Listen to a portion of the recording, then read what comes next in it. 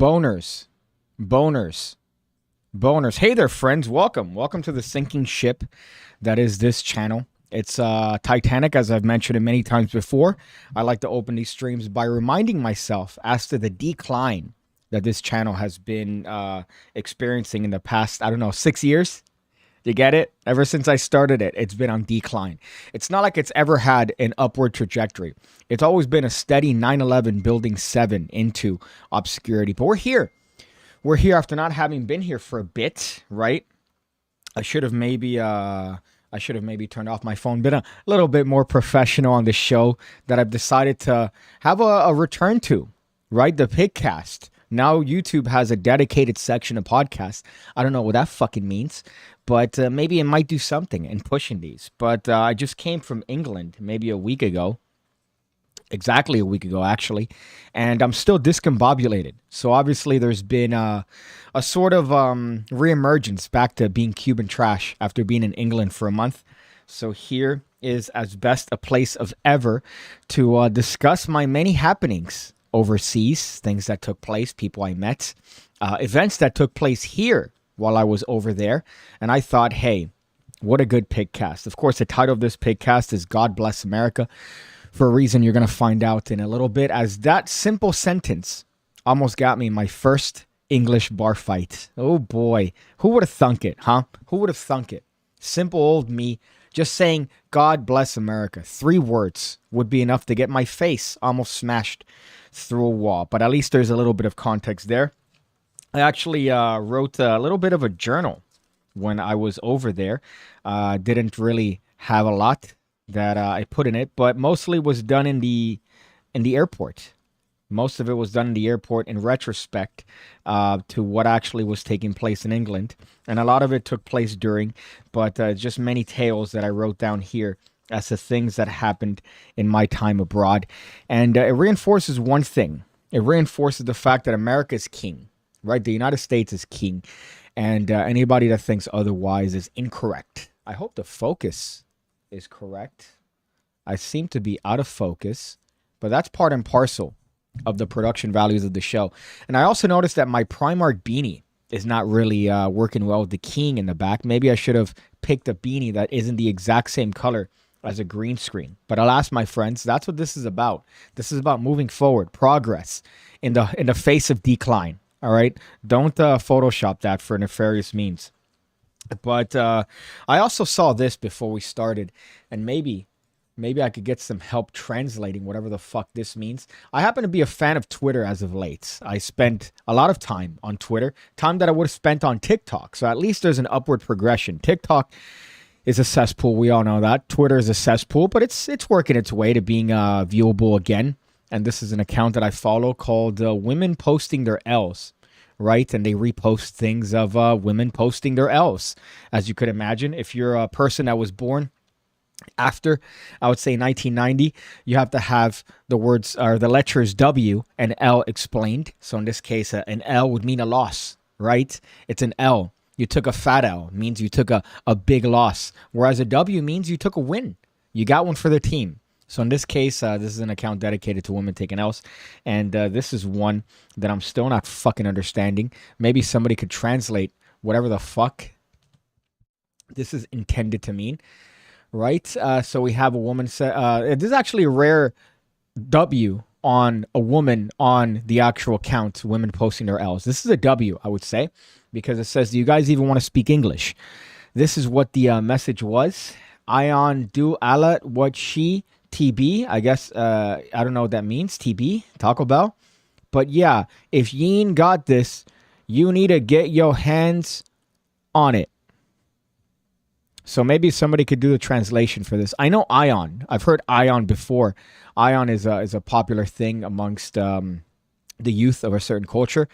I'm not necessarily in agreement with it, but I have seen it, so I could directly translate Ion. But Ion do a lot. What's that mean? That sounds like a prayer that my father would do. What she TB. But yeah, if you ain't got this, you need to get your hands on it. This get your dick ate from the back, TBH. To be honest, I know that means to be honest. So we got some progress here. So yeah, maybe somebody could put the right translation to that. I'd greatly appreciate it. But I did see that before the stream, and it got me irrational, upset enough, rather, that I guess I'll put it out here in the Piggyverse. Yeah, Piggy, I hope you're good, bro. Laughing my fucking ass off. English bar fights are classic. Well, even worse that this would have taken place in Blackpool, of all places. So I'm sure that the care for attending prison over there is more diminished than in a bigger city like London. In London, it's a bigger city, whereas Blackpool, they don't give a shit. They'll smash your head against the wall, and then they'll take it with pride that they're in prison or they did time for near murder. I saw a woman on Twitter say, "Twitter, do your thing. I'm a mother of 3, no job, can't cook. Find me a rich man."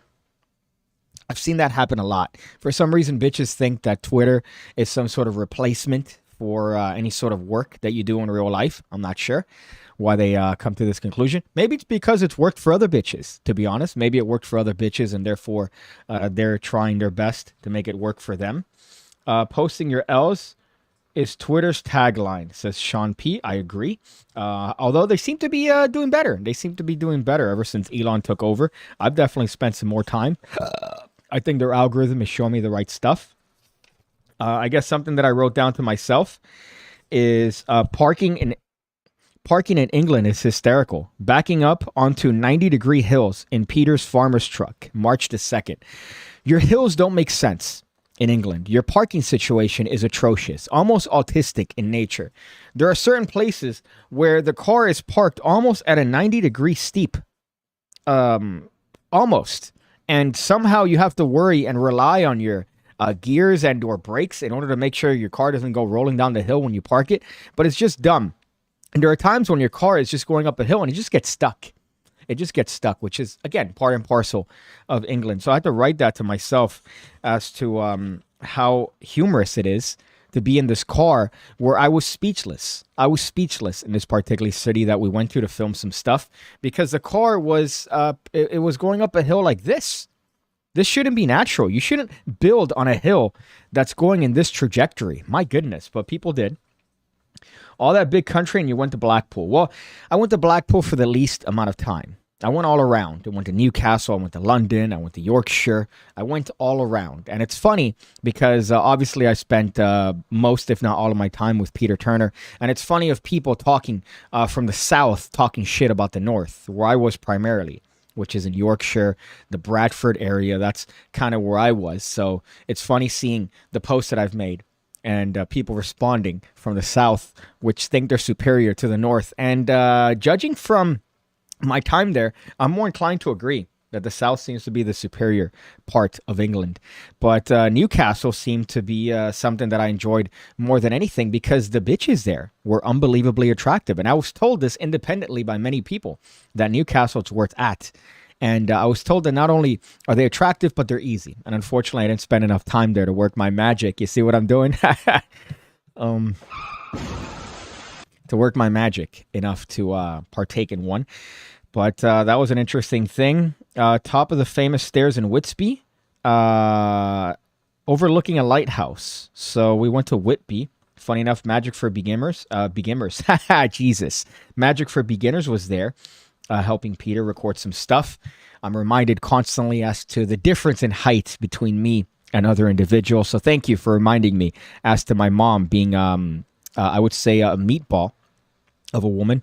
But you say, hey, M, that parking space was amazing. Yes, I definitely agree that whatever city that was needs to just be eradicated just because of their parking situation. People live there. People live there and they're parking their motorcycles almost at a 90-degree incline. Come on. Be better, England. Be better. Be better. Be better. Be better. Manel says, Pigcast Beer Fund. Yeah, if you haven't noticed, I've been playing around with overlays and stuff, and this is one of them over here, Pigcast Beer Fund. So if you happen to throw some shekels into the actual Pigcast Beer Fund, it pops up there.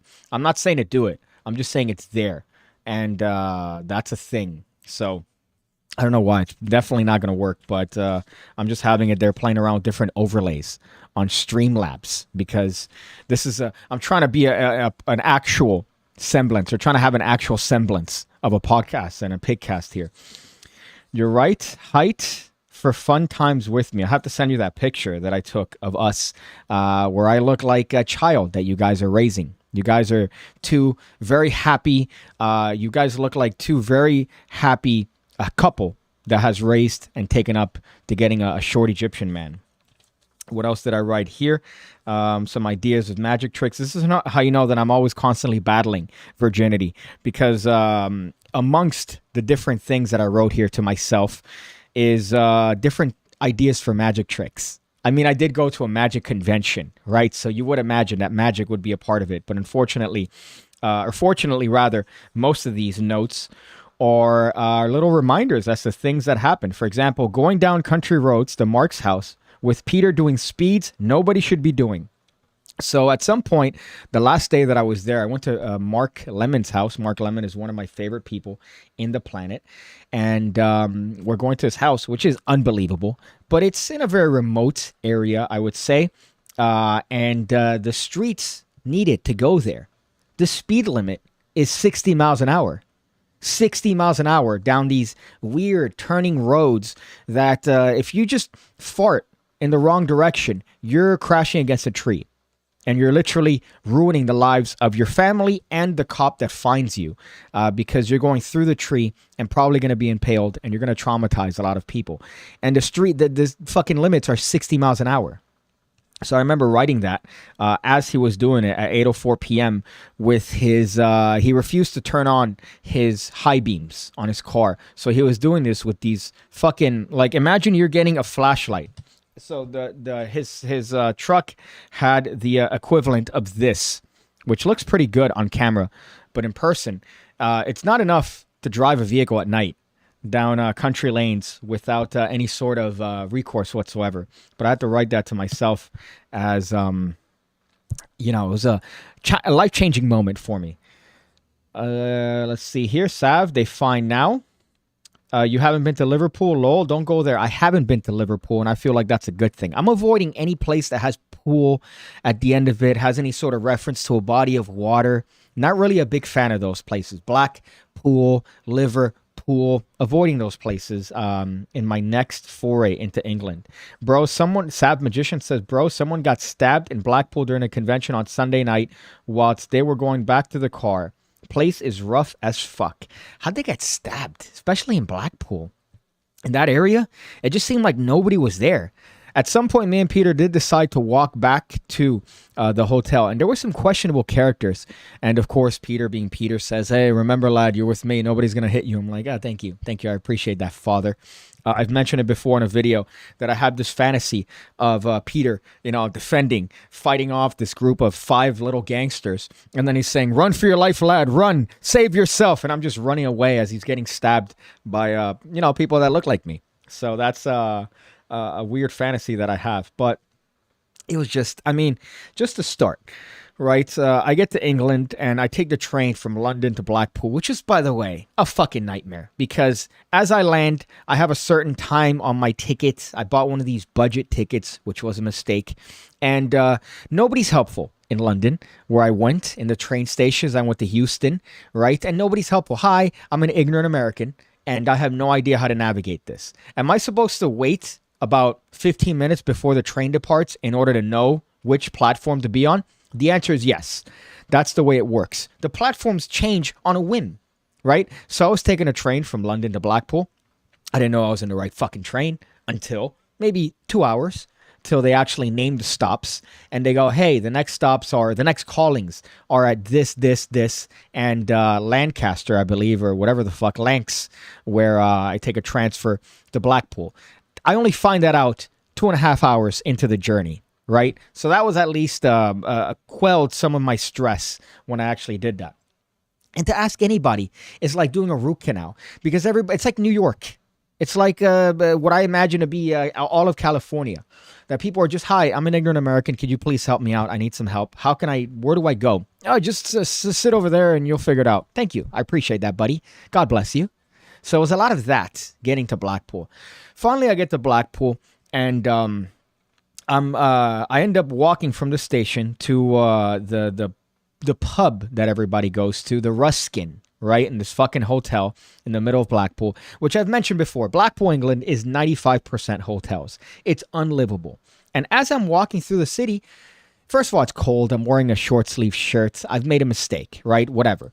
I'm walking through the city and people are there. People are living through it. They're there moving on, going to different restaurants. They're going to UKFC.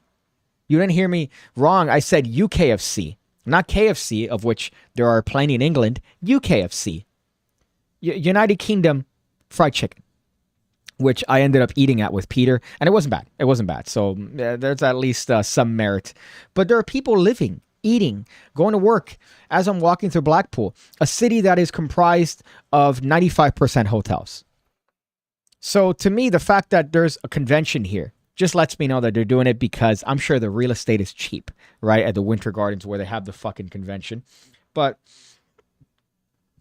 so I don't know how you could have possibly gotten stabbed in that area, because I've done that little walk many times around that area by myself. I didn't get stabbed. Yes, I was running at some point last year. I do recall fondly. One of my favorite memories is being hammered, leaving a club. Charlie Hewish was the correct one in that particular scenario, where he told me, hey, man, you should come with us because you don't know where you're going. And I said, I'll figure it out. I'll figure it out. And I'm running through, getting the wind blowing me against the walls. So that was a fond memory last year. But I didn't get stabbed. So I'd love to hear more about the actual person that got stabbed. I'm sure it'd be cooler if it was a magician, because at least he has a story. Like, hey, man, I got stabbed and I made it, dude. I fucking made it, man. But Blackpool was Blackpool. I ended up spending most of the time during the convention. Not in the convention. We went around. I met D again. D being, old Dynamo maybe. Had a little conversation with D. But I met him last year previously. And he very aptly calls me Pigface, which is great. That was fun. Last year, somehow, he thought that PigCake was Pigface. So that's what the David Copperfield of England calls me now, which is a great thing to have at least. But it's funny because he was there a little bit incognito. And then suddenly he just said, fuck it, took off his mask. But he was there and he approaches me. He goes, hey, Pigface. And I didn't even need to see him to know that it was him, even with his mask on, because he has a particular gait, that Dynamo. And I recognize that. I think Peter's actually your dad, but nobody wants to admit it. Well, I don't think Peter's type would definitely be my mother, so I would believe that. Can we see your new haircut? Says Norm Bathwater. Good to see you again, Norm Bathwater, whose previous message was play a song. I appreciate that. Fuck.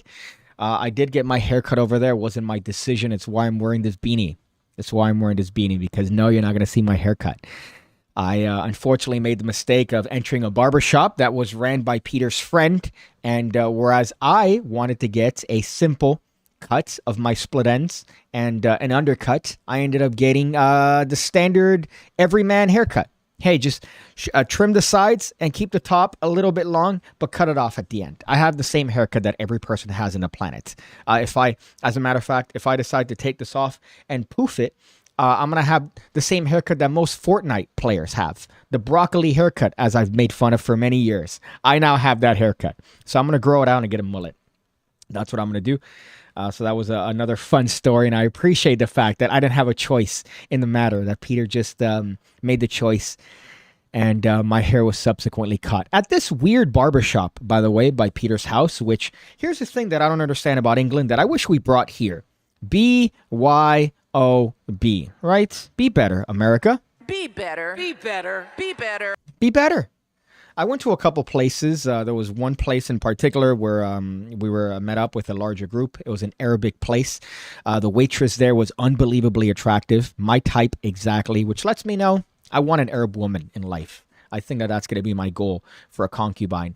However, I see at some point, some of our friends there just reaching into their bags and taking out just beers. They go, hey, Piggy, you want a beer? I'm like, yeah, but they could see you, dude. Like, usually we do this in a little bit more discreet fashion once we go to bars. We have a flask, right? We'll have some sort of vessel. But no, it's just acceptable in these places that you could bring your own beer because they don't serve alcohol. So it's not like they're taking a loss. So here, yeah, sure, fuck. And it's going to make you buy more food because the more you drink, the more you're going to want to eat. So fuck it. People were just taking out beers. I got Budweiser's up the ass. It was great. And they told the people that it was my birthday at this particular restaurant. So that's one thing that we need to bring over here, that BYOB thing. And it happened a couple times. At this barbershop, these three ladies, I wouldn't say they're in any shape, good by any means in terms of structure of body, but they're just walking by with bottles of liquor and they're just allowed in. And they were there. Peter was showing them some tricks.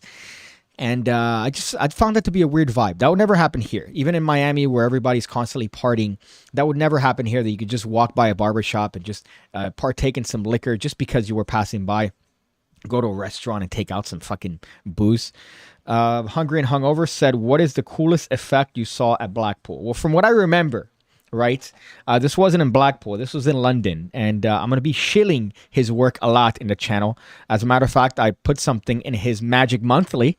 I'm talking about Christian Grace, who's one of my favorite people on the planet. I met him one of the latter days that I was there.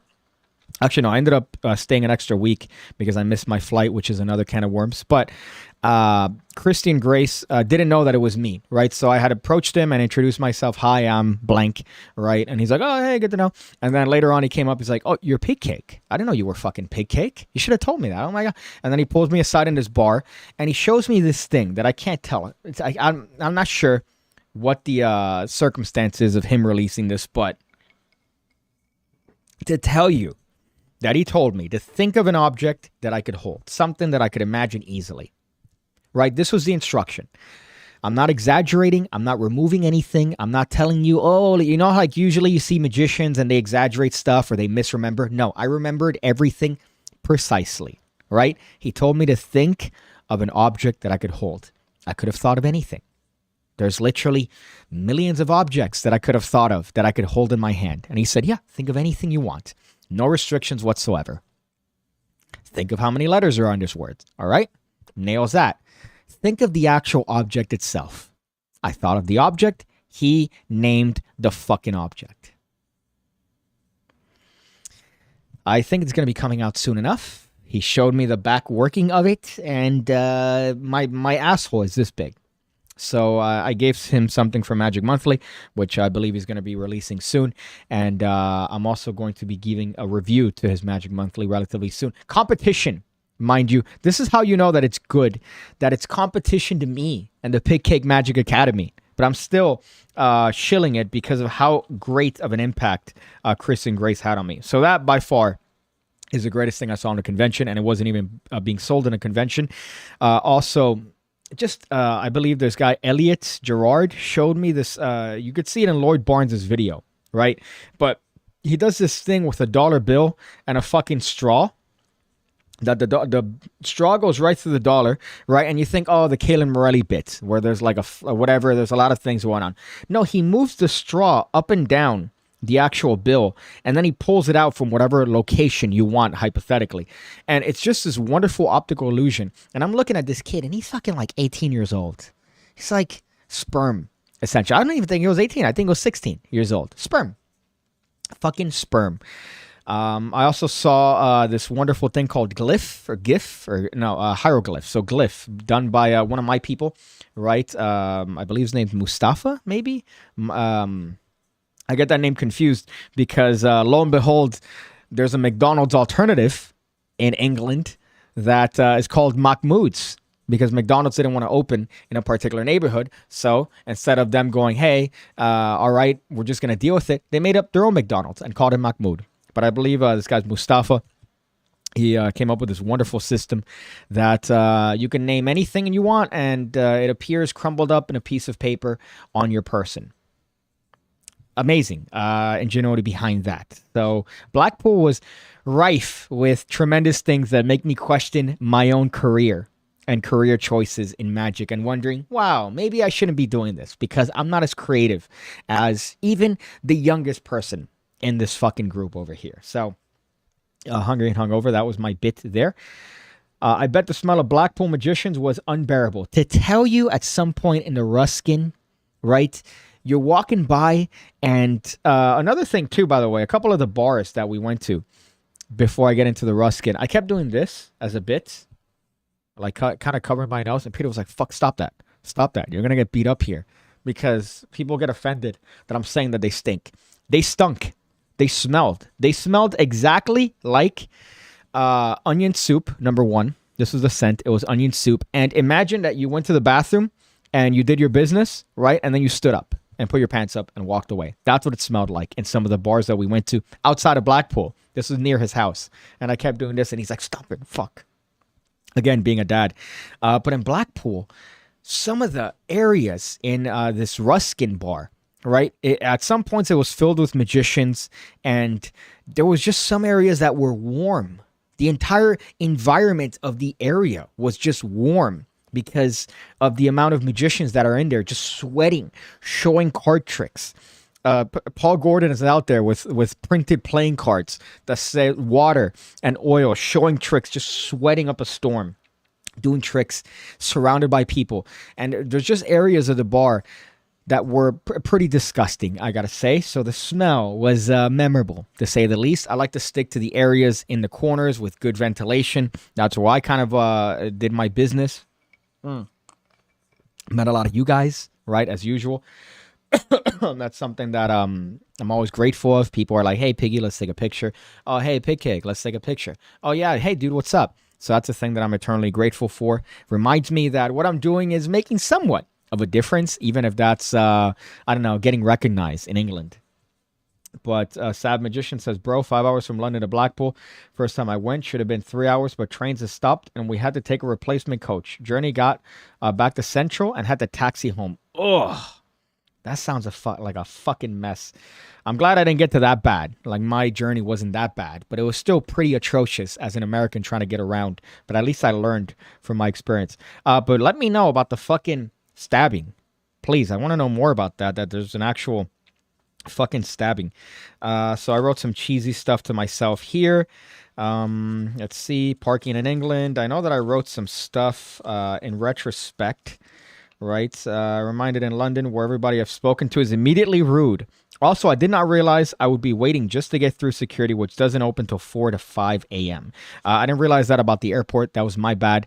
I ended up going the last day a little bit late at like 11 p.m. and thinking, "Oh, I'm just going to go through security and then wait at the gate till 4. No, you couldn't do that. So that ended up being funny. I ended up seeing a group of Africans. And I'm not saying that like, "Oh, wow, Piggy, Mr. Racist." Actual Africans. They made a makeshift hotel room out of luggage and coats in the airport. So one thing that I wrote to myself here is, how the fuck did that guy live in the terminal for as long as he did? Let me look that up here, as a matter of fact.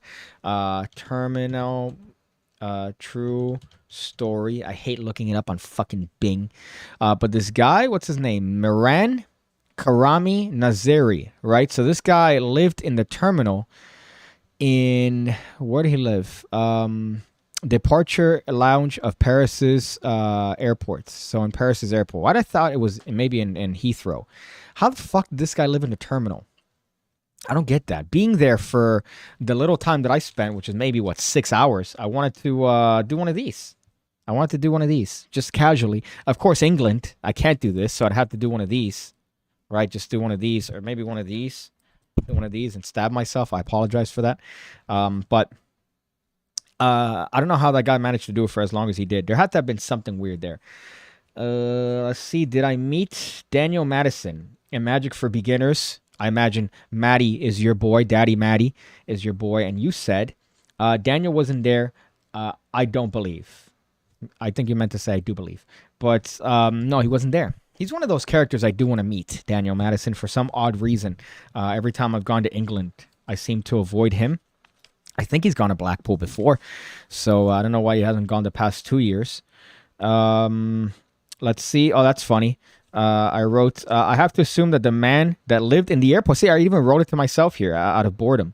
I have to assume that the man that lived in the airport just camped in one spot away from anyone. The monotony of dealing with airport retardation is too much. Speaking of retardation, I'm reminded of being here last year and going through security with that cunt that gave me a hard time for not separating my liquids. So that was a trauma that I was trying to remember in my time there. Let's see. I know that there's some things that I wrote down here to myself as just little reminders.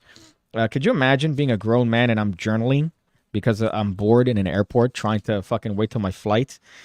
And Manel, I do recall you said something about the beer because I did write something about Portugal. Portugal is another one of those places. At the moment I got to, I had a transition from Portugal to Miami. I was there. The moment you get off the plane from London and you look at the people in the airport, everyone's attractive. Immediately, everybody's hot. So that's one of those other jarring moments that I had going to Portugal. And I believe you asked me about that beer, Manel. Let me see if I could find the actual comment. My goodness, why is this so fucking hard to find? 100 hungover. Watch Angle's perfect Tenkai palm. Where's that comment you wrote about the beers? How was Sangres, by the way? You tried the wrong Portuguese beer, but no worries. Well, that one I tried at not Perkins. There's a restaurant that serves chicken that's everywhere in England that I went to when I was trying not to hang myself. And I got just Portuguese beer just to try it. And then I sent you that picture thinking that maybe this is representative of your country. However, no, I see that that's the equivalent of Bud Light to you. I had so much beer, by the way, over there. I was very hammered one of the last days that I was there. It took me an entire day to recover. I told Peter, don't worry, I could hang. I couldn't hang. I was having whiskey cokes nonstop. I was having liters of beer. At some point, I texted Peter. We're in the same house, and I texted him, are you safe? Are you okay? Oh, God, so gay.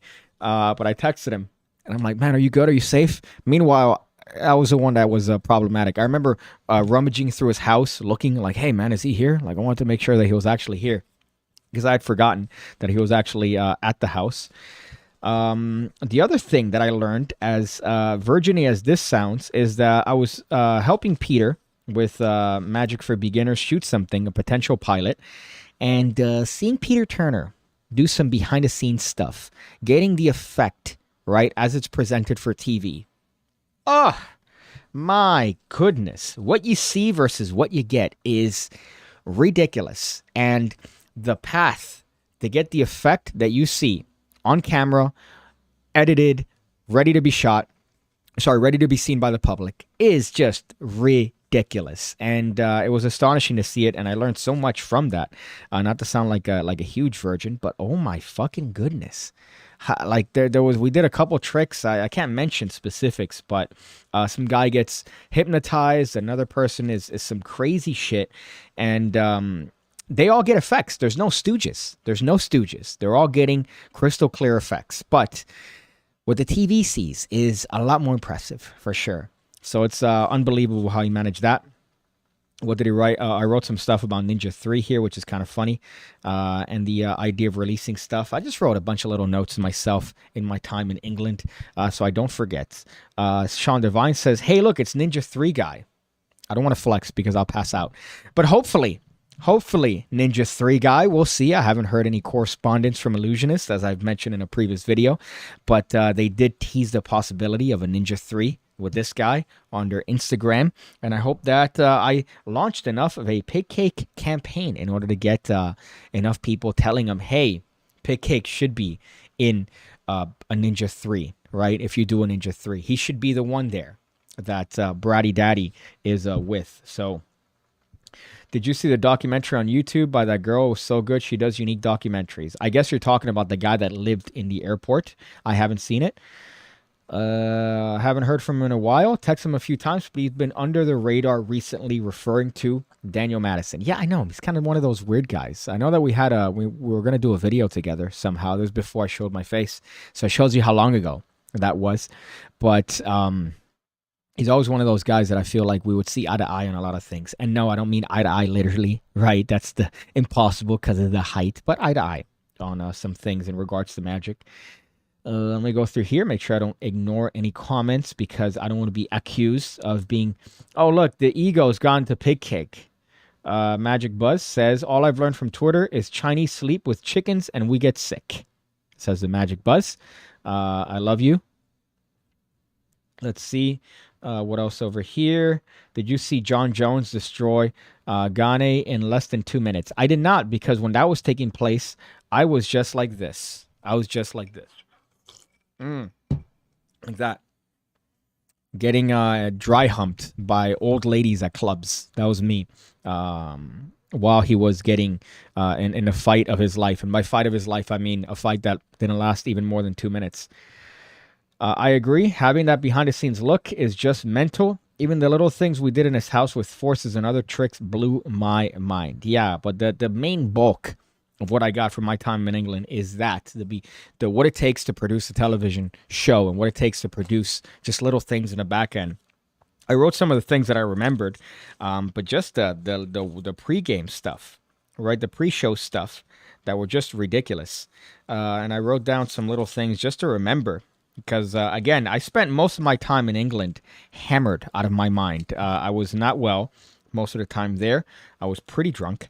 And I feel like I wanted to remember the most that I can. So I also don't believe in the idea of blacking out when you drink. I think that's a lie. That's a farce. Anybody says, oh, I don't remember that. Oh, you're lying. You're lying. You remember everything. You just don't want to admit it because you probably did some embarrassing things. I'm happy to admit all the embarrassing things I did drunk. As a matter of fact, there's a good record by Peter. Several recordings in clubs and various places of me being drunk. So I remember all of that. And I'm not ashamed to admit it. So a couple things that have happened. This is one of them. Let me see if I could show you guys this. I did a whole video on this. If you haven't seen it already, it's regarding a magician attacked on stage, right? I did a whole video on French kiss and how French kiss is the worst trick of all time. As I've mentioned many times, French kiss is a magic trick in which you take a card that's signed. They have a card that's signed. You place it in both your mouths. You kind of do a little bit of a... right, a little bit of a, and then the cards change places, right? I provided an alternative on the channel, something that doesn't require any duplicates, and you do pretty much the exact same thing, a simple transposition, right? And I believe this guy did it on stage, and he was jumped. Now, there is a second part to this that I didn't know. So I didn't know there was a second part. As a matter of fact, let me put it here. So this is part 2, part 1. On Instagram. I have to go on my regular fucking Chrome. Usually I do things on Edge because Edge doesn't have any information. But alas, I have to do this on Chrome here. So let's see if we could actually smoothly transition into that. Now, I don't hear the sound, which is all right. But you could just imagine people, going, oh my God. So this is what's taking place. He does a trick, and then he gets jumped. He gets a Goldberg spear, by the way. Good technique on that particular movement. I also feel like I'm way too small here. No, I want to be bigger. There you go. So the person gives him a pretty strong Goldberg spear, I would say. And you could see through the comments. If you finish that show, you're Superman. I mentioned these in my video, right? So certain things. I didn't know there was a part 2. So let's look at part 2 and see what happened here. So he gets jumped. The man walks out and is booed by the audience. Somehow I finished the show. Right? So you can see what's going on. Somehow he gets his stuff and then he walks away. I would have thought this would be more exciting. But alas, it's the exact same thing, just a different angle. Hope you're all good. Hey, I bought a watch after your thoughtful comment. I don't know what that means. We watched this from the 4th row and we're disgusted to see his anger this man portrayed to you. There's no explanation, though. I guess you could assume that the guy was maybe her hubby, right? Or her boyfriend or her significant other. And he decided to attack him because he was being very flirty. So that was, I guess, a rudimentary explanation as to what was taking place. Let me see which one has the most comments. Let's see. Let's go through this. So I went through some of these in my own video. He not only harmed you, but that poor woman looked so happy after she looked mortified. How sad. And I mentioned it before. I'm on the side of the guy that... Oh my goodness. Fuck. I'm on the side of Bill Goldberg. I'm on the side of the guy that decided to take justice into his own hands and go, no, enough is enough. right? We're done with French kiss. I'm tired of this stupid trick that magicians with fedoras do, right? They're there sweating beads of Doritos sweat because their diet is Doritos and Mountain Dew. And they think, oh, SpaghettiOs. I'm having my protein from SpaghettiOs. I'm a 36-year-old man. Look at all the Funko Pops I have. Look at all the fucking Funko Pops. Sorry, I got upset. That's another thing I could go on a million-year rant on, is grown men with Funko Pops. But fedoras, and they're there shaking, and they go, all right, so do me a favor and put this card in your mouth. Great, perfect, yes. Oh, the thought of his fucking hand almost grazing her lip from putting the card in her mouth, right, is enough to make him almost ejaculate spontaneously. I'm not good today with my pronunciation. Okay, give me a little bit. I'm still recovering from England. But the thought is enough to make him almost jack in his pants, right? And then he folds a card and he goes, this is it. This is my time to shine. Oh, God, here it goes. All right, don't say anything. See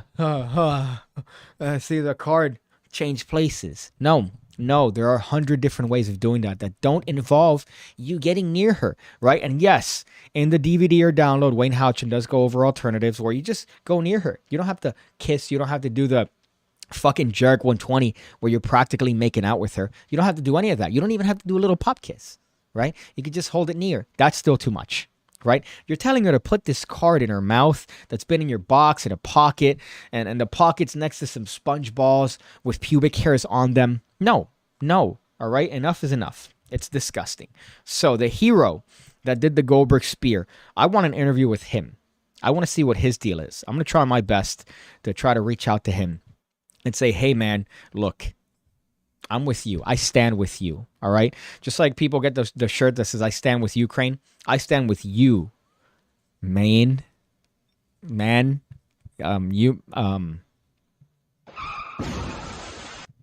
Fuck. So I'm with that guy. And I saw some other things on it. There's a whole thing on Facebook about it. You have, obviously, the cesspool that is Facebook. Let's see if the guy explains it, by the way. I don't know if the part 2 that he posted twice, but he doesn't necessarily explain what was there. He explains about the guy. Nope, that's kind of stupid. I thought that he would explain what was going on. No, but all the guy did was kind of tease it. He just teased the actual him getting Goldberg speared. Let's go through here, see what people have to say about it. Look up the biological phenomenon of being blackout drunk. It's real, but you have to be real drunk. I misspoke, all right? I meant forgetful when you're drunk. Blackout drunk is a thing. I believe that, right? Yes, you drink enough and you pass out. I get that. However, you drink and you forget things. Oh, no, baby. I was drunk. You don't understand. I don't remember it. Yes, you do. You definitely remember it. That's what I meant to say.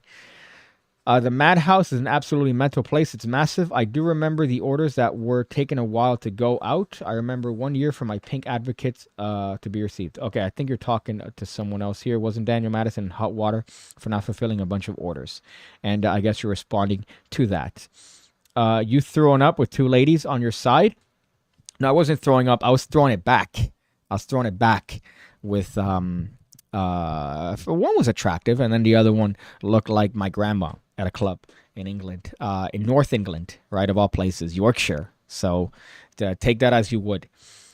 What kind of magician were you? Wonder what's on his hard drive. I don't know if you're talking about the guy that did the Goldberg spear, or if you are talking about the guy that performed French kiss. But, for all his credit, it seemed from the little clips that he showed that, it's something that he's worked, right? And he does it, and the music's there, and he kind of does the all the little eye stuff. You're playing up a character, right? So it shows that it's a worked routine, and it's not a bad routine how he performs it, but it shouldn't be a routine that anybody performs. Because, let's be honest. You're a magician. You're disgusting. You're sweaty. You probably smell like aftershave and BO, an asshole. So the last thing anybody wants is for you to be in their personal bubble because of the context of a card trick. Ill. That trick is only acceptable in the West. Good luck trying that in the Middle East. Well, I'm sure in the Middle East that'd actually kill you. Oh, man. Sorry, my foot fell asleep being in one particular position there. Christian Kirk says magicians need a lesson or two about personal space. I agree. The word was abracadabra. You're going to get the pin of shame, Slatzer, for that. That's the pin of shame that I'm bestowing upon you. Let me see if I could pin it. Where can I pin? Replace pin comment. There you go. So you now have the glory of being the pin of shame. So we could all look at you and laugh and point for that particular terrible rendition of my joke. Normalized Greek kiss, says Manel. I don't know what the Greek kiss is, if that's a thing, or if that's an attempt at a joke. If that's an attempt at a joke, then you're going to get the pin of shame, because that's also pretty atrocious. Hane says, Shinlim does it with a pinky promise. The kiss isn't socially acceptable in the days after Me Too. Well, it's not just socially acceptable. It doesn't have to be. Even if it was, you're still gross. You're there, hey, baby. Let me just take a little card. Even if you do it where you put the card in her mouth like this, and you kind of just brush it, it's still weird, dude. It's cringy, right? You're using magic as the only thing to get you closer to a person. It's gross. And I remember seeing those Jarek 120 videos where he goes, all right, put this card in your mouth. And he just fucking eats her face, and the card comes out. No, thank you. Search Greek kiss, please, please. Let's see. Let's look up Bing Greek kiss and see if that's actually a thing. I hope that I don't become even further up on my FBI watch list. One such technique is the Greek kiss, also called black kissing. It involves kissing and licking your partner's anal region or anus with the mouth to provide extra pleasure. It involves kissing and licking your partner's anal region. I assume you do that after, right? Because here it implies that you could do it at the same time. So, Greek kiss, what you need to know. Are you with the mouth to provide extra pleasure? All right. Okay, so I worry about the logistics of that based on that particular description. But thank you for that. Hungry and Hungover says tips on the Bertram change. How about tips on deodorant use and tips on cologne use as in a man, right? I suggest you put it on after you shower when your body is warm and still kind of getting that, groove back from the shower. So you want to spray your hydrated body, and therefore the cologne is going to more likely absorb into your skin and carry off and project rather than just laying on the surface. And deodorant is also good. You don't want to use deodorant with aluminum. People that say, oh, I use a crystal stick. Yeah, you smell like shit, right? You smell like you look. So don't use a crystal stick. Use an actual deodorant, something that removes the odor. Some people shave their armpits. I wouldn't be a fan of that, but just make sure to use something that prevents the scent of it. And you know exactly what it smells like. It smells like that weird guy in class, right? Usually the French kid. That's what it smells like. You don't want to smell that. And the worst part is, to you, it doesn't smell like anything. You become nose blind. That's something that I've learned recently, becoming a fan of colognes. You become nose blind. You smell it and you go, no, I don't really smell it. And you get 20 people going up to you and going, whoa, you smell great. Oh my God, you smell phenomenal, right? Because they could smell it. You can't.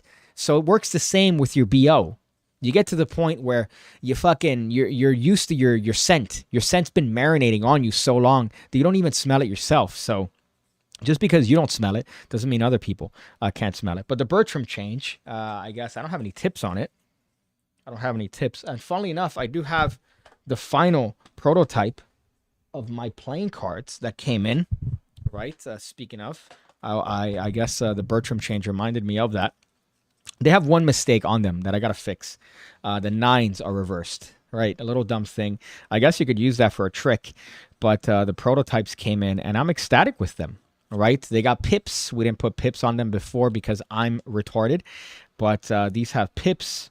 They're hot and heavy. We're going to take some pictures on the 20th, and then we're going to launch the campaign, hopefully towards the end of the month. So let's see if I can even do that with the air conditioner.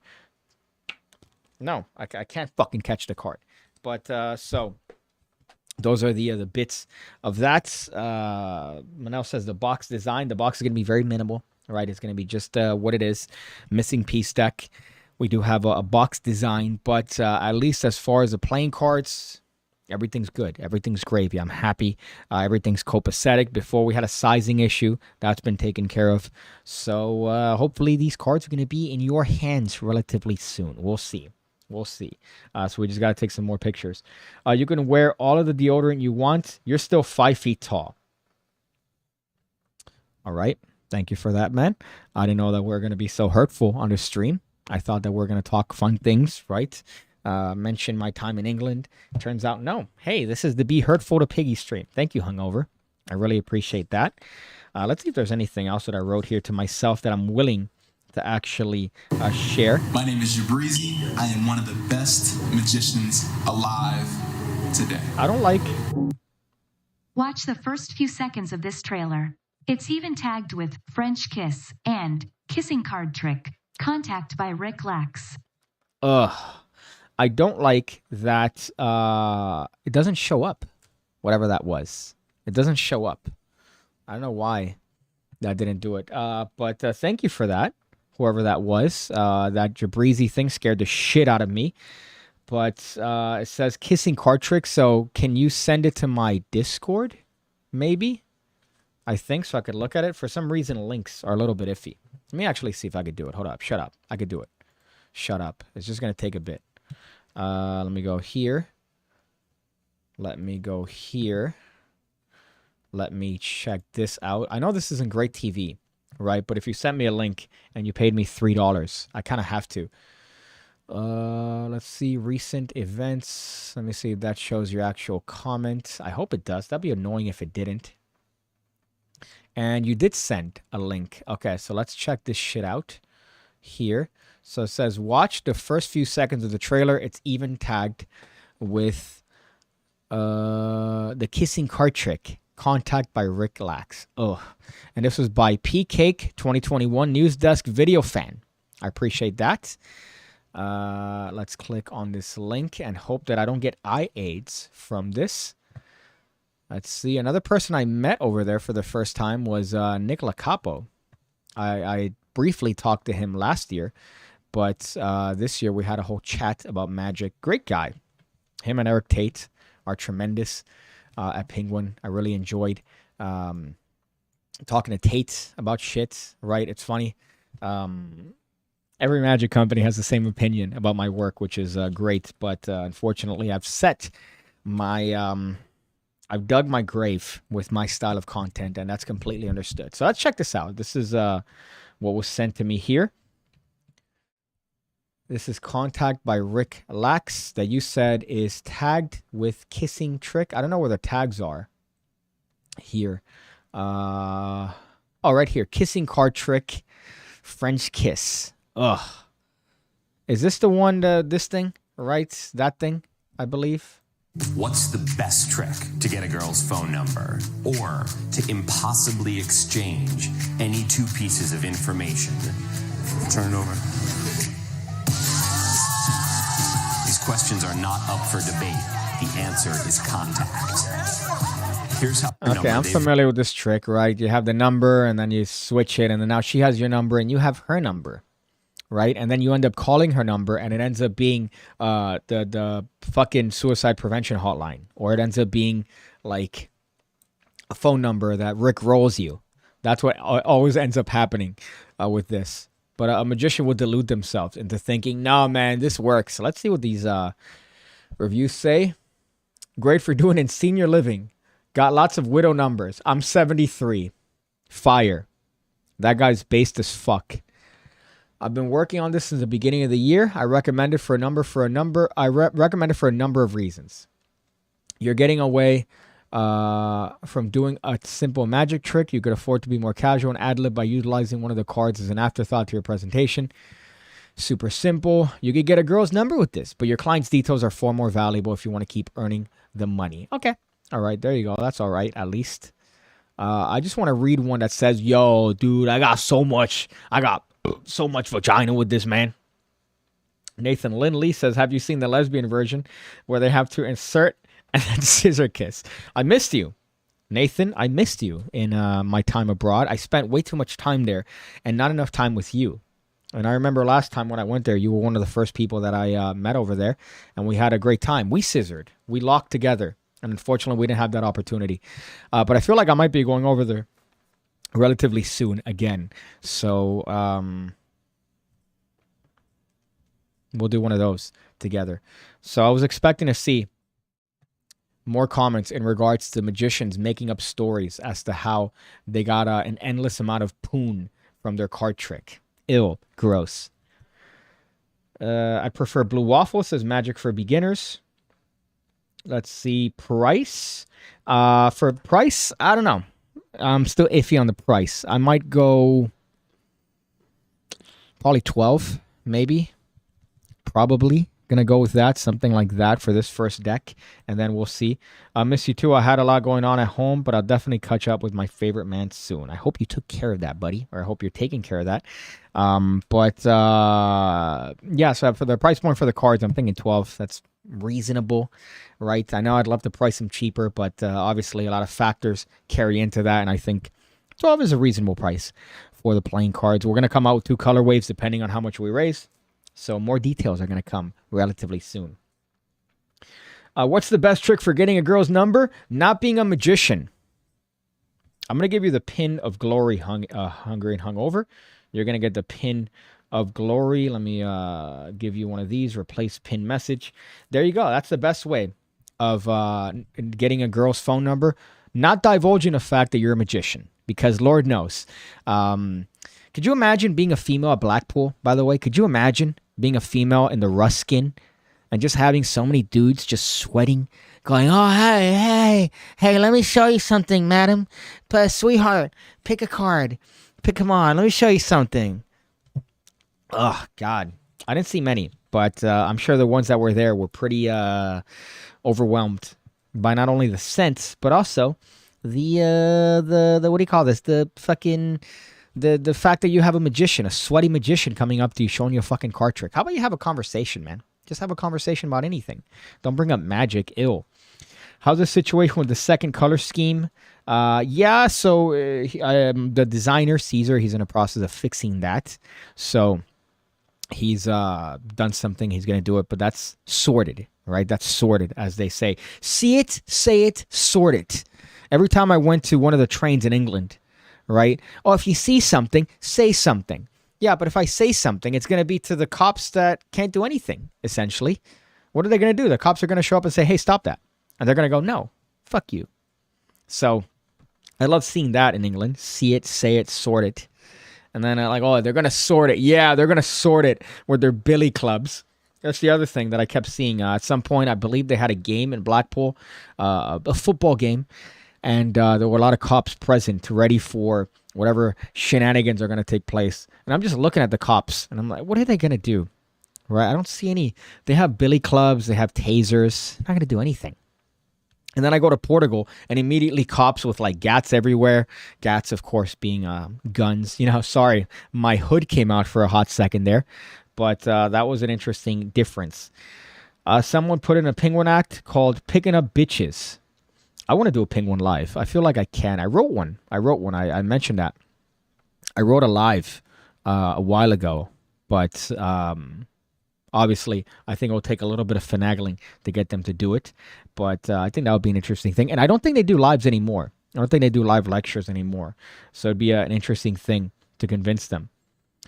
Do girls still have phone numbers? They should think of tricks to get her TikTok or something. I think that's the more sort of tame way of doing it, right? You go, hey, you have an Instagram, and then they're more likely to give you their Instagram because they love followers. Bitches love followers. So, unfortunately, with an Instagram, you are giving up your personal information. So if you're giving someone your actual name, right, which sometimes it's recommended not to give your actual name to people that you meet, at least initially. With your Instagram, you're really giving her a lot. So maybe you could have a fake Instagram, right? Where you don't really have all your connections and people, and then you call yourself something else. That's a recommended bit, but I feel like Instagram is the way to go. If they say, do you have a Snapchat? They're too young for you, right? I recall that in a festival I went to a couple years back where we were talking to some ladies, and one of them's like, oh my God, it's so funny. Do you have Snapchat? And I go, no. And that was the end of that conversation because, well, you could tell by their age. If they're asking you for a Snapchat, they're usually under the age that you would feel comfortable being with. Are you going to have an option for selling a brick? I'd rather buy a bunch for shipping costs. Yes. So I think, the way we're going to do it is packs of one. So assuming that we don't get the second colorway because that's going to be a stretch goal. So it's going to be a single. It's going to be, I think, a half brick and then a full brick. That might be how we do it. Or 3 and then a full brick. So I have to determine which one I go with. I might go with just a half brick. I think people tend to get those more often. And if we actually get the color wave, I'm going to have the other option of getting mixed. So you could get half and half. You could get a 3 and 3. Or you could get a pair, of regular and the other one. So it depends. The trick is to get a real job so you have money. Ladies, live money. I know you meant to say love, but you're right. Ladies, live money. They say, oh, money doesn't buy happiness. Yes, it does. Money buys happiness and money buys bitches. So don't delude yourself into thinking, no, she's in it for my personality. Try to get a girl without a job and see what happens with or an active source of income, right? And see what happens. Okay, it's not going to be like Seinfeld where George Costanza comes up to that shawty and says, hey, my name's George. I'm unemployed and I live with my parents. And she goes, hi, I'm Samantha. That's not how life works. Okay. Read my comment if you think tricking someone into getting their number works. Let's see if I could read your message here. Just because you have her number doesn't mean you have her. Best trick, to quote Bruce Lee, is no trick. There you go. Okay, so you dropped some knowledge there at the same time that you dropped the Bruce Lee quote, which is just hysterical. But you are right. Just because you have the number doesn't mean shit. Right? She's still not going to respond to you. And then hit her up the next day and be like, hey, yo, it's Piggy from the club. Remember me? She's going to go, no. Or she's going to block you. So it doesn't necessarily mean anything that way. It works if you're really hot. That's the secret. The secret is to just get yoked, get jacked. And maybe you could circumvent the necessity for money. But you'd have to be really jacked, like uncomfortably jacked. See what else I wrote to myself. As I mentioned before, I would love to release a couple projects this year. That was just something I wrote to myself, just out of boredom. Finally through security. Oh, this was fun, right? So I got through security at the airport, right? And behind me, there was this drunk Russian. And it's obvious that she was absolutely demolished. And she goes, fuck. I can't do a Russian accent, right? But she was saying, fuck, I have a beer. And she kind of touches me and she goes, hey, do you want a beer? I go, as much as I would love to down a beer right now, I really have to pay attention for the next leg of my trip here. So if this was maybe later, I could probably do it, but I can't. And she goes, fuck, where you from? I go, I'm from America. I'm just here visiting. And she goes, I'm from Russia. I fuck motherfuckers. I'm like, okay, that's good. And at this point, there's a little bit of a commotion because she's talking loudly and I'm responding to her accordingly. And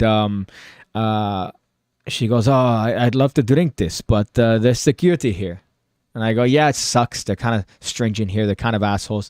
And she goes, you're a fucking lesbian. And I go, no, close, but no. That got some chuckles from people around me. And then she goes, yes, you're a lesbian because you eat pussy. And lesbians eat pussy. I'm like, I don't think that's how it works. But you know what? I'll take you for it. And she goes, I drink this beer. She says, I drink this beer if, and then she notices a guy, a really tall guy, which by the way, compared to me, anyone is tall. This really tall, just normal looking dude. And she goes, oh shit, it's MI6. And she starts getting on his case. And he's like, step away, ma'am. He keeps saying that. Right, so he doesn't play around with her. And I think he was upset that I was playing around with her. And then at some point she goes, I'd fuck him, pointing at me, because he's funny. I wouldn't fuck you because you're not funny. And then she left. So, my friends, humor would get you Russian pussy in Heathrow Airport. So do keep that in mind. It's not all about the money. All right. When I said that earlier, that bitches love money or bitches live money, I was not accurate. Bitches also love humor. So if you're not tall, you could get some Russian poon if you're a little bit humorous. She mentioned she would rather fuck me because I'm funny. Of course, there was an issue with security. That was the other thing, right? There was a fucking issue. Another issue that I had going through security where they're like, oh, we told you to separate the liquids again. And then she grabs my bag and notices that I did separate the liquids. And she goes, oh, what happened here? And she explains to me like I'm an idiot. Because you go into the little canister, you put the bag, you separate the liquids in its own bag, and then that goes through the whatever security system they have, which is bogus, by the way. None of it's real. It's all made up. It's illusion. It's a theater of security. And she goes, oh, I see what happened. Your bag was placed on top of the liquids and the machine didn't pick it up. What? How's that my fault? I put the bag. You guys fummaged around with my bag. So obviously one of you put the bag on the fucking liquids. So now she's telling me, oh, next time you should separate the liquids correctly. Make sure that the bag is not on top of the liquids. And I go, good. Can I please have my stuff back? Thank you. And I have to awkwardly shuffle my shoes. Ugh. God, I fucking hate going through security in any airport. It's a lie. People have snuck guns. They've snuck knives. They've snuck, Lord knows, through security. It's not a real thing. TSA is not a real job.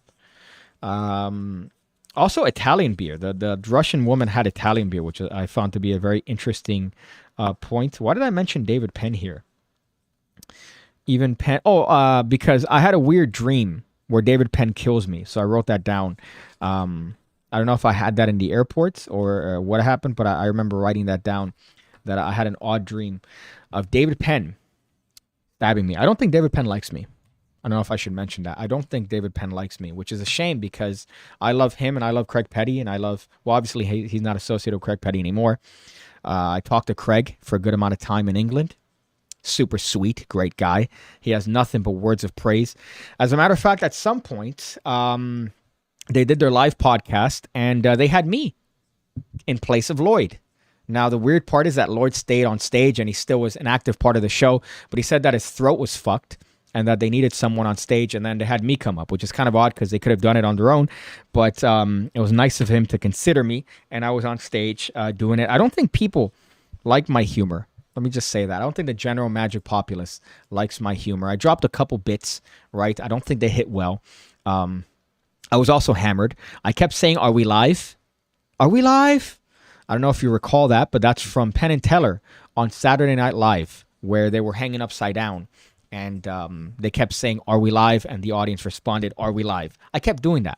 So we were on stage and Craig Petty pours beer on me. I pour beer on him. It becomes a back and forth. I end up going to every club after that, smelling like disgusting Coors Light.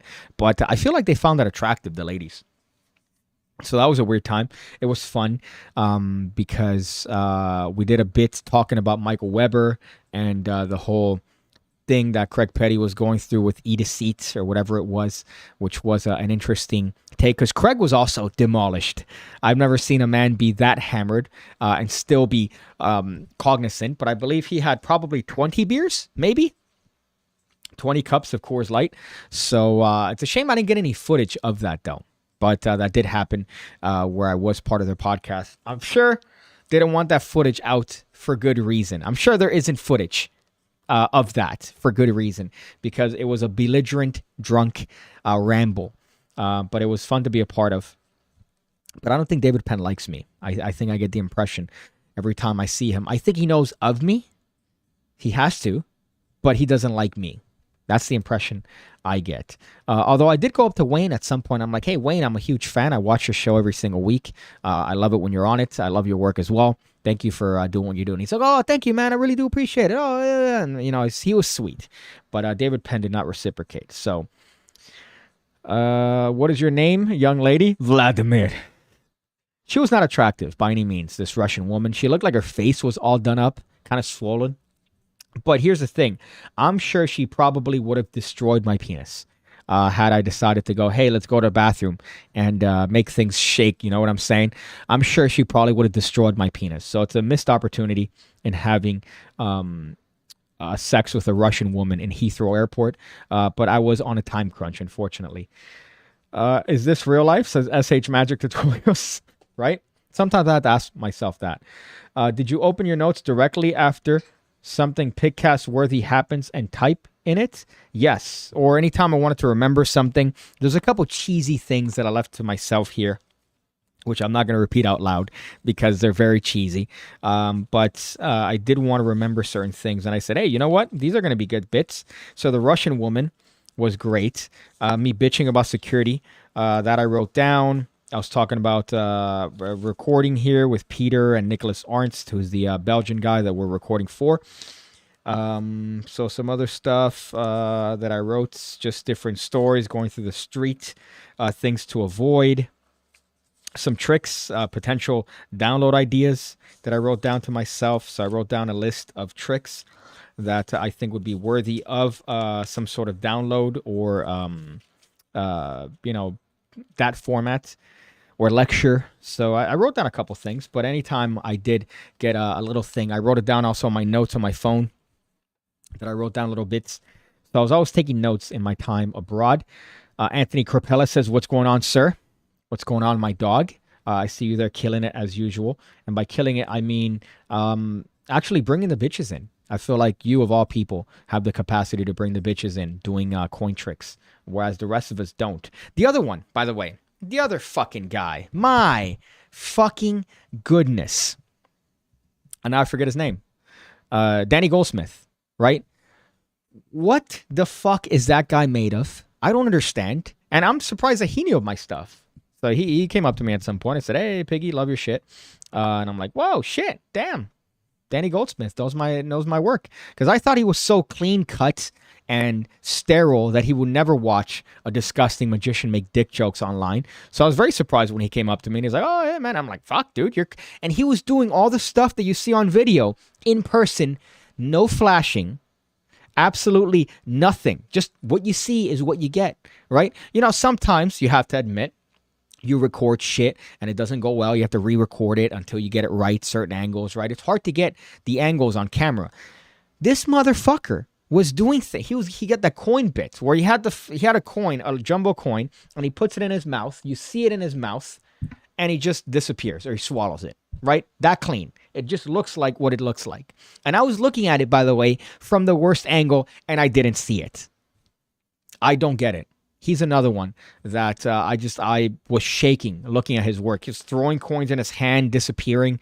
I'm like, it was in your. He does this bit, right, where you swear it's in there, and it's almost like he teases you. He kind of teases you by showing you the fucking hand empty, and then it's gone. Like, all right, okay, thank you, dude. Thank you for making sure that I'm inadequate, or I realize that I'm inadequate in what I do. My goodness. In Soviet Russia, girls number got you. So yeah, I mentioned that before, that I think that would have been a good time. Decking around, better come back to show your deck, right? Don't worry, I'm going to go through the runs. I'm going to go on everybody's podcast, go on everybody's bits, do everything that I can to show my fucking deck as much as possible. He goes to here. Remember to bring home multiple chocolate bars, says Magic for Beginners.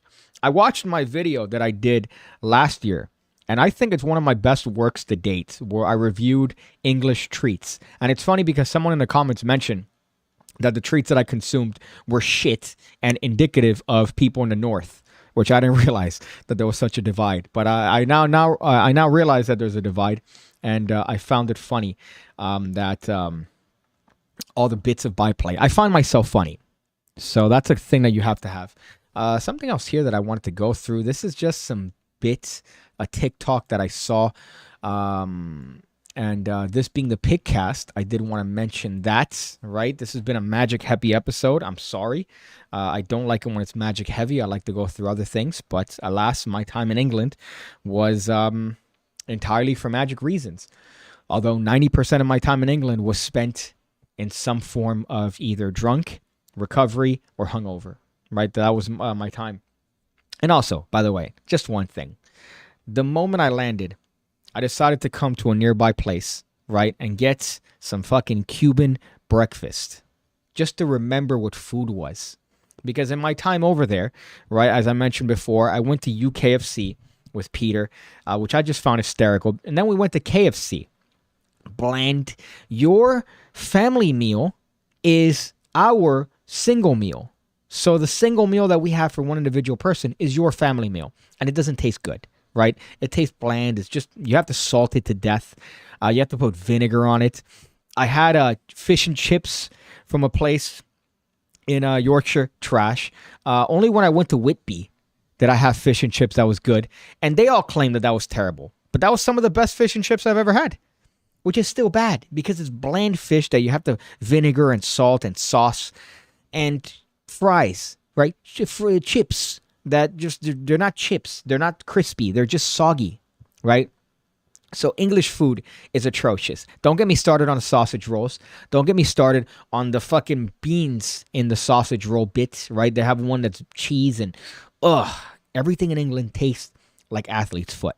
And my biggest regret is that I didn't go to the Muslim equivalent of McDonald's, Mahmoud's. I didn't do that. However, in my next trip over there, I'm going to make sure that the one thing I guaranteed do is, number one, go to the Huddersfield Magic meeting, right? Last year I went to a magic, what do you call those things? A meeting, right? Or a group where they get together and they show each other stuff. I regret not going this year and going to Mahmoud's so I could partake in their version of a Big Mac. So that's the one thing I regret.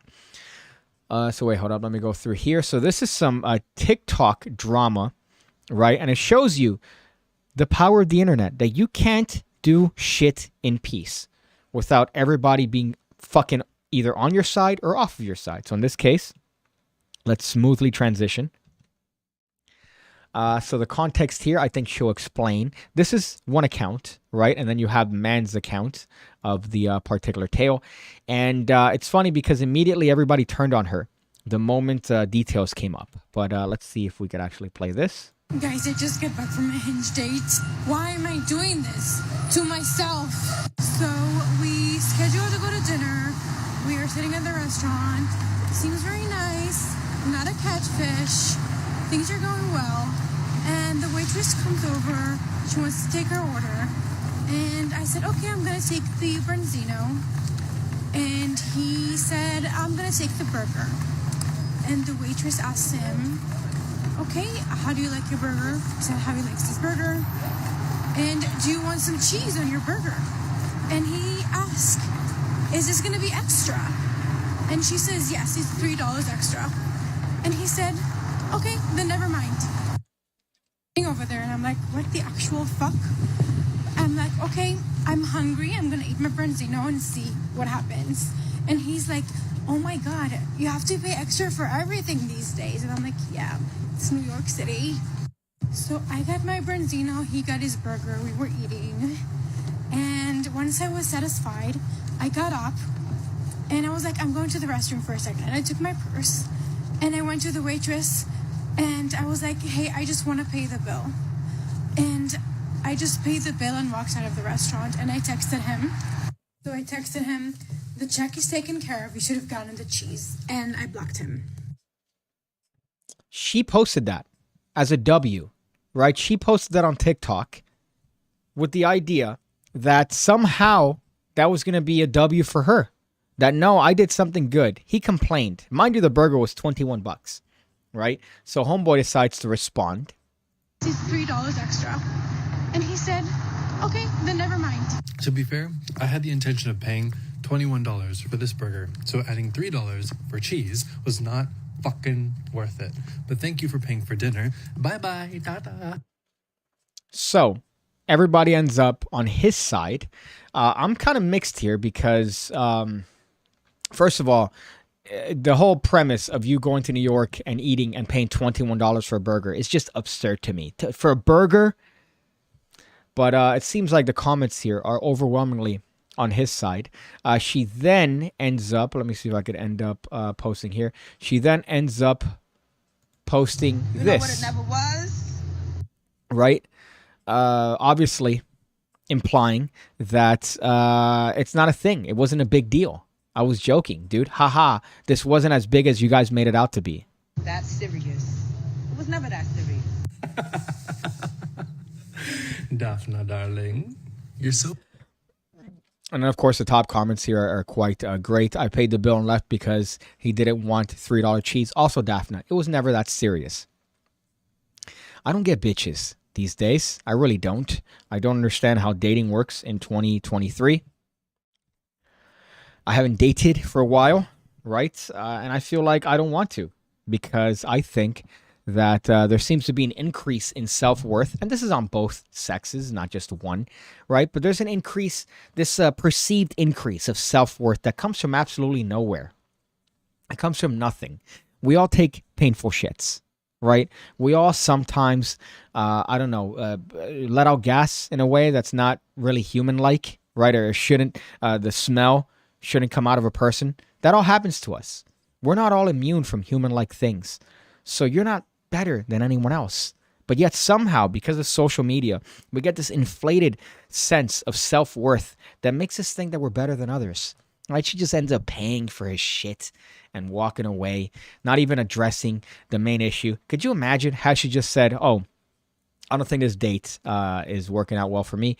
It was great to have you here. Maybe we could split the bill and end this amicably. No, she decides to get up, make a big deal, post it on TikTok, say, oh my God, this guy come. What's to say that he wasn't going to pay for the bill? You don't fucking know that. He was complaining about this ridiculous charge, $3 for cheese. That's a worthwhile thing to complain about. I think even if you were Jeff Bezos, you would be bitching about $3 cheese. Ugh. My goodness. And she was expecting everybody to be on her side and say, oh, queen, oh, you're right, men, oh. No, bitch. Ugh, $55, unbelievable. So I don't know what the take is here. Magic for Beginners says, Greg, sausage, cheese, and bean melts are amazing. It's amazing if you like making out with your sister, right? It's amazing if you like the taste of your mom's breath, because there's just something about soggy beans pouring out that it's just it's the lack of taste. And also the breakfast from McDonald's is also atrocious. I made the mistake of getting it again. There was a great picture of me, Fraser Parker, and Mark Lemon after I left this bar, and I was absolutely demolished. And funnily enough, actually, here the story of me almost getting beat up for the first time, getting in one of my first bar fights was in Blackpool, England. I'm not going to tell you the full details of the story because what I said could be deemed offensive to certain groups of individuals. However, I will give you the abridged version of what took place. We went to a club, right? A certain type of club that I didn't know until this year. Last year, we went to the same club, had a great time. You're always out here like this, right? This year, I was also like this, having a great time. There's videos of me partaking in club-like activities at this bar, regardless of the theme of the bar. However, as I leave said bar, I'm drunk. I like to, I said something to myself. I said, God bless America. Right? As a joke. I just say it, right? I'm there with Mark Lemon. I'm there with Jacob, I believe. And I just go and I go, oh, God bless America. Right? As a joke. A guy there loses his fucking mind. Just absolutely loses his mind. And goes, what? What are you talking about? What are you talking about? What? And he starts rattling off statistics about England being better than America and how America has this and America has that. And I just said, hey, man, I'm joking. I just said it as the thing. You know, what the fuck? You don't got to make a big deal. We're in a fucking club. Like, what are you, suddenly Mr. Theologian here? Something to that regard. I'm sure it probably came out worse because I was drunk. And then he goes, oh, what's it like about America, huh? And I go, look, I love England. In England, I could say this, and I don't get in trouble. I'm not going to say what this is. You could make assumptions as to what I said. However, I said, in England, I could say this, and it's just a word. I'm not going to get in trouble. And this guy loses his fucking mind and goes, no, America. And he starts going off more about America. And he goes, how about I bash your head against the wall? How about I bash your head against the wall, huh?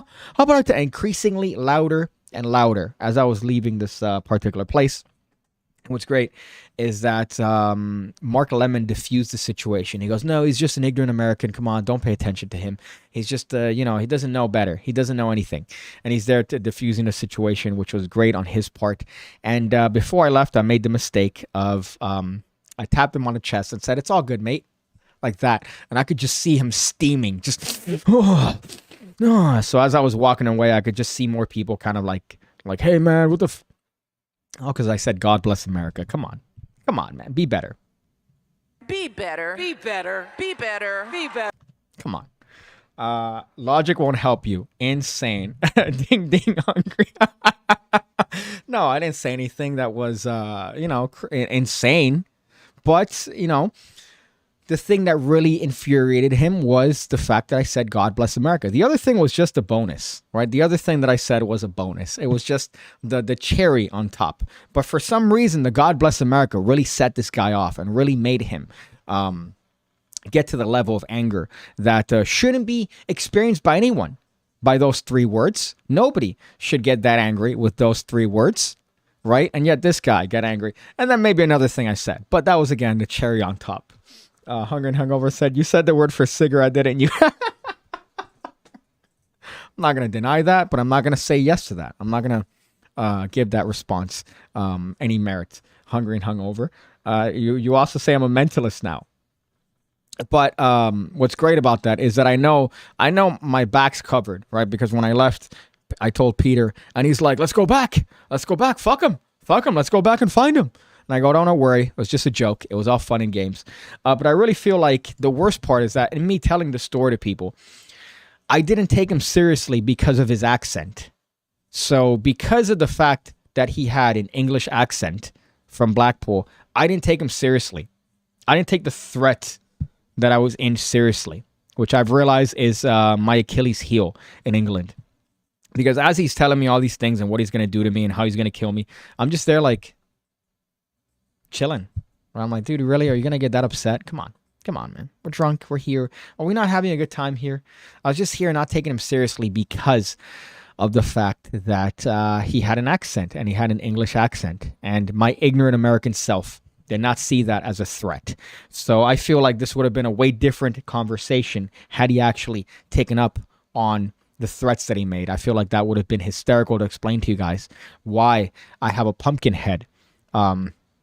Because I didn't take a guy seriously. And it's funny that I've told that to most people that, are there and they live there and they're like, yeah, no, that guy would have killed you.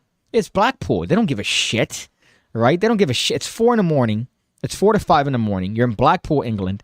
They're at a club. You think they care? They don't care. Fuck. So that was an exciting time. And it's different here because here you get shot. You won't get a threat here, right? Here you just get shot. So the stereotype does run through of the United States where you're dodging bullets, right? You're dodging, people are shooting and you're just there dodging them. So that is true. It's 11:30, Pigface, time to try to get some sleep. Thanks for sending me to sleep with the Bants. Mine's coffee with milk and 2 sugars in the morning. Haha. Got him. Thank you for being around Magic for Beginners. Thank you for your time in England. It was great to talk to you. You're hysterical. And I'm glad that even in our limited time together, we spent it bonding. UK is the poorest nation in Western Europe if you ignore London.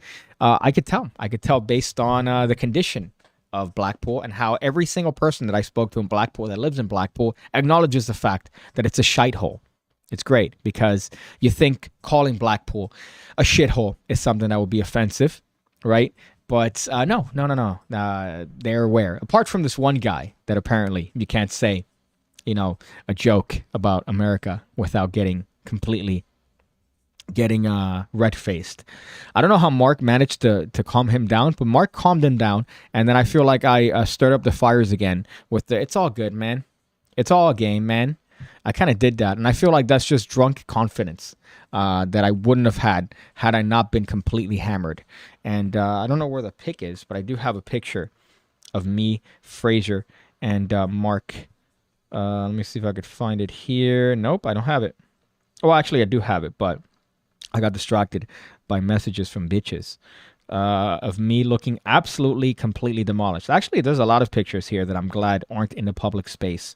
Let me see if I could find this. I'm not well in this picture. It's me, Mark, and Fraser Parker in McDonald's at 5 a.m. And if you zoom into my face, I think it's on my Instagram, as a matter of fact. If you zoom in on a face, you see a man that's well defeated by liquor. I don't know if you could see that. Right, can we get that? Nope, it's not on auto. But you could see that man is a man that has seen better days. as my time in England. Magic Buzz says, woke bloke. Yeah, I did tend to find that the younger crowd tend to be a little bit woker in England, vocally, right? Especially that guy. My goodness. If you said, God save the Queen here, right? If you said God save the Queen in any club in any context, they would fucking bring you on their shoulders and you'd get free shots for the rest of the night. If you have an accent, like an English accent in any club, doesn't matter if it's like a hood club or like a fucking Latino club or anything. You go, God save the Queen in whatever accent. And you're going to get praised. You're going to get free Coke. You're going to get booze. You're going to get laid, right? Whereas I say that outside of a club and I get a hand on my chest.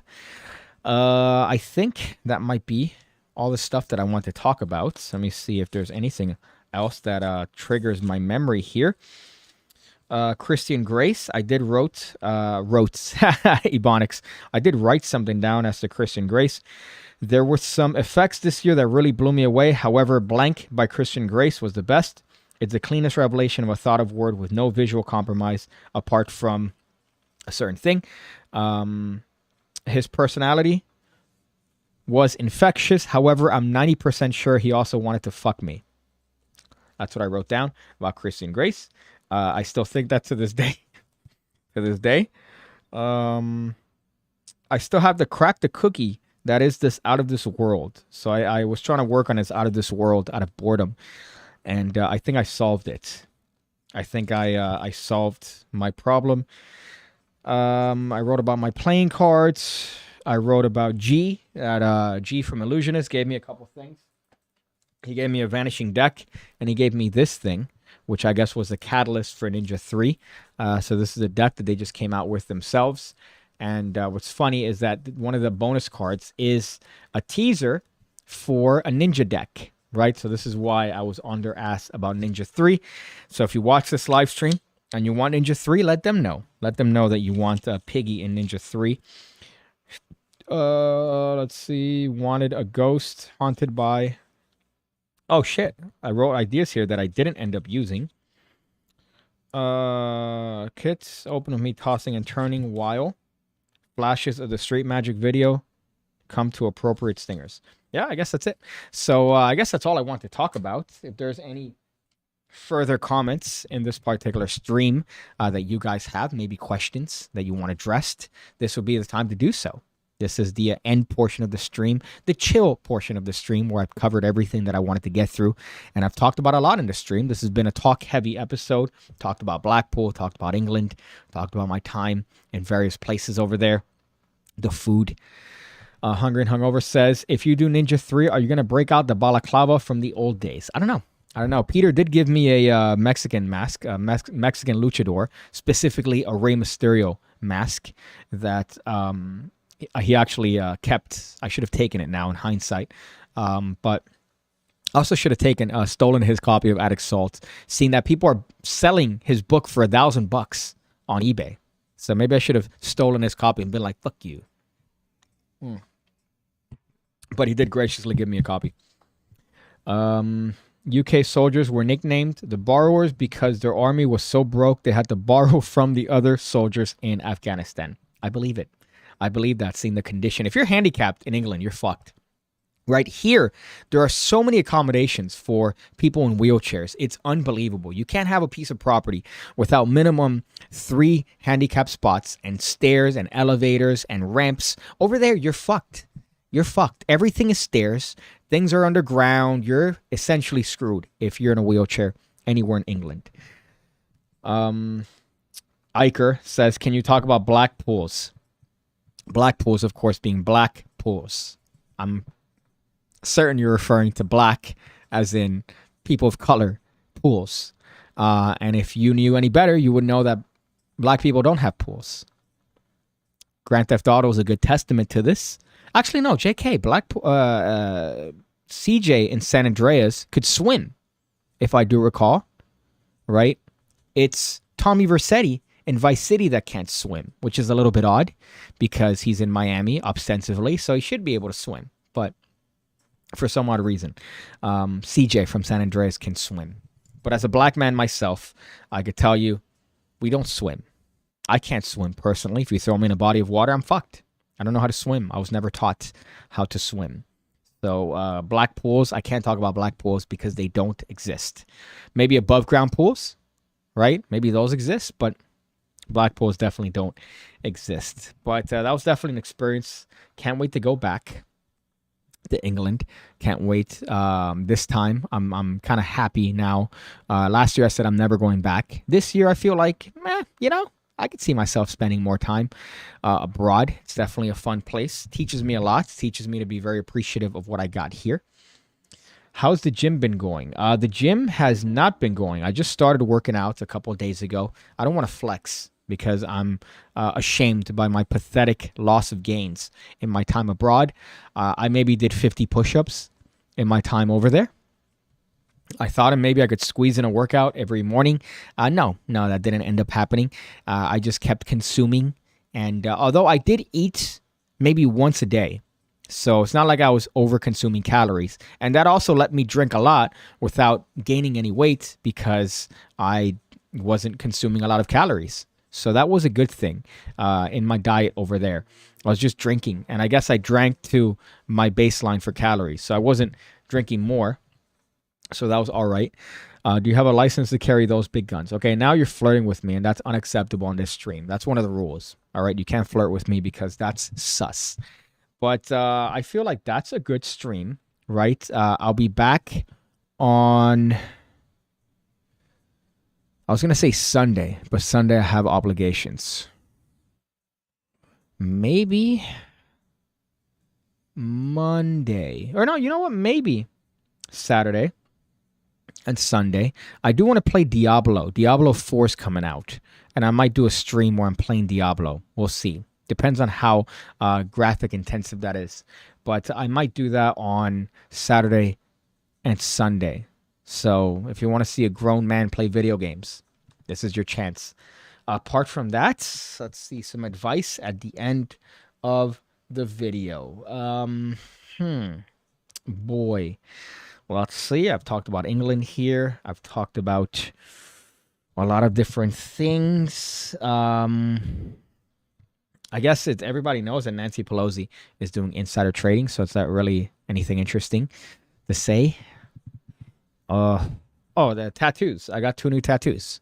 So this one says face tattoo because right before I left to England, my mom said, don't get a face tattoo. So I got a tattoo that says face tattoo right there. And then I also got the same tattoo right here. So next time some bitch tells me, oh my God, I got a tattoo here that represents my dad who passed away to forest because he loved the forest. I could go, I have the same tattoo. And then point out the same tattoo. And then, wham, bam, thank you, ma'am. She's pregnant.